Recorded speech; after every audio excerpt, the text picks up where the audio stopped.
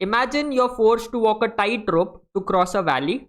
You lose your balance even a little bit, you're going to fall in the valley and it's going to be game over. This was the situation Capablanca was in when he first faced the Marshall Gambit. So what is this Marshall Gambit opening? Why is it considered such a dangerous opening? And how can you play against it if you are playing with the white pieces? All of that in this video.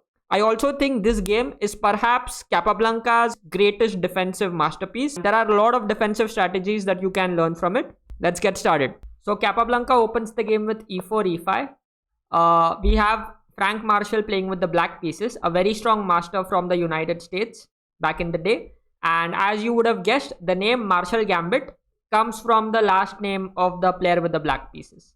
Okay, so e5, and we reach this Ruy Lopez position after bishop b5. The Marshall Gambit happens in the Ruy Lopez opening. a6, bishop a4. Both sides continue to follow standard mainline theory until we reach this position. Now here, the main move for black is to go d6, after which white plays c3, short castle, d4. However, in the game, instead of going d6, Marshall decides to go short castle. Capablanca plays c3, and now Marshall unleashes the Marshall Gambit with the move d5. This is perhaps the most dangerous variation to face in the Ruy Lopez if you are white. Later I'll show you how you can prevent the Marshall Gambit. But I want to give you a little bit of a backstory. Capablanca was like this player who was invincible, who couldn't be beaten. Marshall waited 10 long years so that he could try the Marshall Gambit against Capa. d5 played, and the point is, after e into d5, knight into d5, black gambits this pawn. Knight into e5, knight into e5, rook e5. White is a pawn up. But the thing here is that this king is going to come under a huge attack. And the reason this king is going to come under a huge attack is because white doesn't have a knight on this f3 square.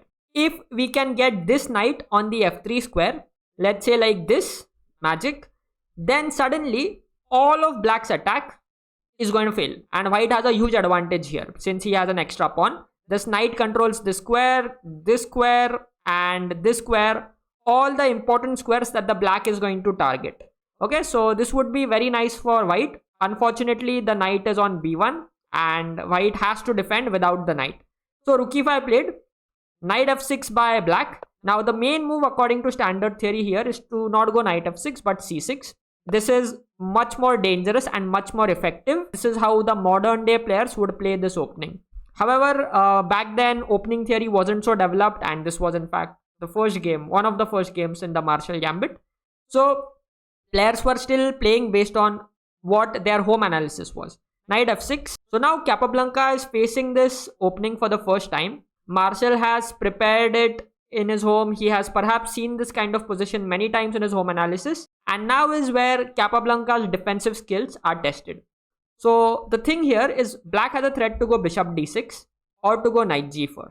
Okay, and to kick away the rook. So Capablanca plays a very nice prophylactic move. He knows that this rook is going to come under an attack. So he decides to put this rook back on e1 first. Marshall does go bishop d6 and eyes this pawn. And now next move, Marshall is going to go knight g4 and put even more pressure on this h2 pawn. So Capablanca decides to stop it with the move h3. Marshall plays knight g4 anyway. If you take h into g4, suddenly you're losing. Look at this. The engine also says that you're losing. There comes the move queen h4 with a huge attack against this white king. If you play something like g3, it's even worse. Black can just take, check, king f1, take. And this is a lost position. This rook can join the attack. This bishop is coming here, giving all sorts of mating threats. So you have to be careful. You can't take the knight. Capablanca correctly decides not to take it, and he plays the move queen f3. But now Marshall comes queen h4 anyway. And once again, if you take here, there is this bishop h2 check, king moves, and bishop into g4. And once again, black is the one on the attack, and he's completely winning. If you decide to pin the bishop, by the way, with rook e4, the problem here is that black has one move. It's the only winning move here, and that is to go bishop f4. Very beautiful move. The point is you can't take with the queen because it would lead to just a simple checkmate here. And if you take with the rook, you can first give a check, the king moves, and now you can take the queen and white is completely lost. So after queen h4, Capablanca once again correctly decides not to play h into g4. He instead plays the move d4, opening the line for this bishop and also for the knight. But now comes the move knight into f2. And once again, the problem is you can't take queen into f2. Can you find out why? The problem is, you may think bishop g3 is the winning move for black, but no, it's not. Because now suddenly black gets checkmated after this and this. Very painful. Okay, ouch. Very painful. However, this isn't the best move for black. After queen into f2, black gives bishop h2 check. The point is, if you go king f1 now black plays bishop g3. And if you take queen into f7, now comes rook into f7 with a check. This check makes all the difference. So, you can't take queen into f2 either. Capablanca once again correctly decides not to take the knight, and he instead decides to play the best move in the position, that is rook e2. Attacking the knight and just getting this rook away from any sorts of tricks here. Now Marshall plays the move bishop g4. And once again you have a choice of going wrong in the position. You can play queen into f2. Black will play the move bishop g3, attack your queen. You can move the queen, but you take, and this rook joins the attack and the game is lost. Next move, this rook is coming here after the queen moves. 0-1 for black. So once again, you have a chance of going wrong here. But once again, Capablanca is up to the task. He doesn't take this knight. He finds the right way, and that is to take this bishop, h into g4. But now he allows bishop h to check. The king goes to f1, only square. And now there comes bishop g3. There is a threat of queen h1 checkmate now. So you have no time to get this piece out. There would be a checkmate here. So Capablanca is forced to take the knight. After which black plays queen h1 check. King moves to e2. And now black takes on f2. And now you can take with the queen. But suddenly you lose this bishop. This rook is joining the attack. And once again you're lost in the position. Same thing would happen if you take with the king. There would be queen into c1. And the problem is these pieces are never getting developed quickly. This rook is joining the game. Even though the engine says the position is equal, it's hard to play from a practical perspective. But Capablanca still manages to find the best move. The thing here is that there is a threat of queen e1 check and you can't take the bishop. So Capablanca plays the move bishop d2, controlling this important e1 square and at the same time getting this bishop away from the queen's attack. Black saves the bishop, gets ready to check from this rook. Capablanca plays queen h3, offering a trade of queens. Black obviously doesn't want to trade queens because if you want to score a goal, you don't bench Messi or Ronaldo, and the queen is the Messi or Ronaldo on the chessboard. Rook a8 check played by black. The king goes to d3. Already the king is, in an open battlefield, but the point is after queen f1 check, the king somehow manages to go to c2 and gets some shelter. Black plays bishop f2. And the point is black wants to play c5 and open up this d file as well. So Capablanca prevents it with the move queen f3. The point is after c5, white is simply going to take, and you can't take back with the bishop because it's pinned to the queen here. So after queen f3, black steps away from the pin. And now Capablanca plays bishop d5. Very nice move. The point is after c5, he takes, b4, attacks the bishop, bishop drops back, and he solves a very important problem in his position. You see, how are you going to develop this rook or knight? If you play knight a3, you're losing the rook and you basically can't move your rook anywhere. So here in the position, Capablanca plays the move a4. Capa says, I'm not going to develop my rook here, let it be. I'm going to develop it right from the a file. Black is like, okay, somehow if I don't manage to open the position, Capablanca's all these pieces, especially given that he has two minor pieces for a rook, they are going to prove stronger and they are going to make a difference. So black wants to open the position, hoping that somehow he can still expose this king even more. A into b5 played, b into c3, there comes rook a6, black takes, hoping to expose this king, and now Capa takes knight into c3. And now just pay attention to this king. This king has no pawns in front of it, but it is still feeling completely safe. Recently, there was a big news of a attempted assassination at a world leader. I wouldn't name him, but I'm sure you know who I'm talking about. What happened, when the assassination failed? All the security team of his came close and formed a shield around him. Something similar you have to do when your king basically has no pawns. You have to shield it with your pieces. Black goes bishop to b4 here. Capablanca plays the move b6. He's pushing the pawn, he's creating counterplay. Bishop into c3, bishop into c3, h6. But this allows Capablanca to play b7, and now black goes rook e3.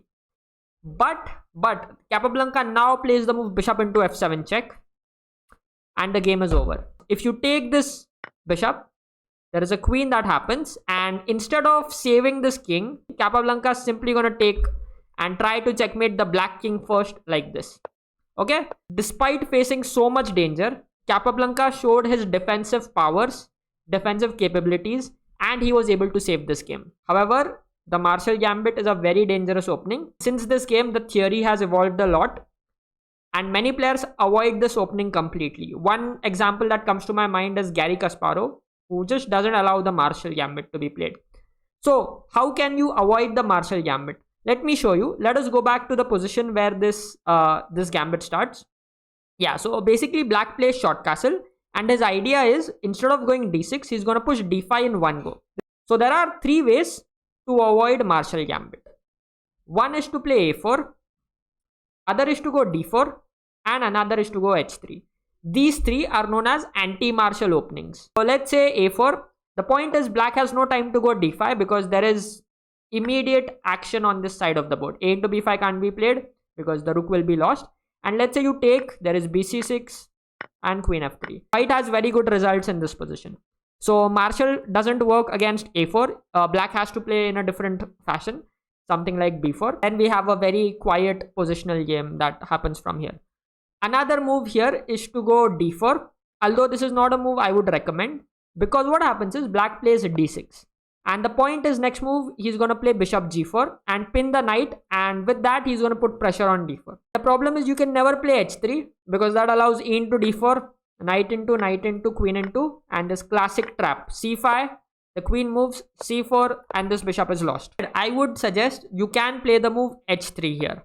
So instead of playing c3, white says, I'll play h3. And depending on how black plays, I will tailor my response. So now if black goes d6, you can play c3 and go into the standard mainline Ruy Lopez theory. But if black decides to go d5, this move is not so effective now in this position because there is e d5, knight d5, knight d5, knight d5, rook e5, knight f6. We'll follow the Capablanca Marshall game. d4, bishop d6 attacks the bishop, rook drops back, knight g4 can be played, yes. Once again, you don't take hg4 because queen h4 would be dangerous. You play queen f3 like Capa, queen h4. And now there comes this move rook e8. Since you have not played c3 and you have included this important move h3, you have time to create counterplay of your own with a move like rook e8. Black can't take because queen f7 would be game over for them. So black can try to play bishop b7 and deflect your queen. But in that case, you can simply gobble the rook. And let's say after black plays bishop f8 or rook f8, there is nobody to guard the knight and you can play queen g4. You don't need to capture with the h pawn. You're a piece up and you can win the game. So in this position, I would suggest you play h3 or a4. Both these are fine moves and both of them avoid the dangerous Marshall Gambit. If you enjoyed watching the video and found something useful in it, do consider subscribing to my channel. And if you want to watch more of Capablanca's games, go check this video out.